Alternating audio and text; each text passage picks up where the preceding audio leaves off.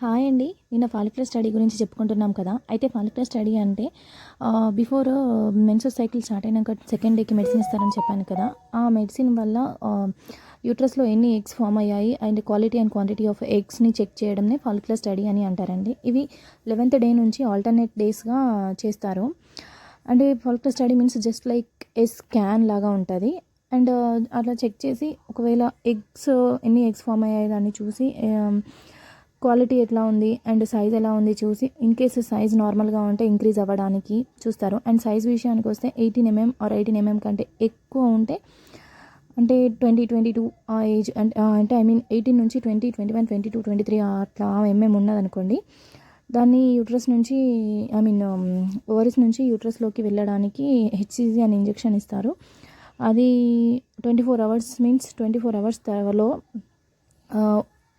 Tubes ద్వారా ovaries నుంచి యూట్రస్లోనికి వచ్చేస్తుందండి. అది best period of time for conceiving.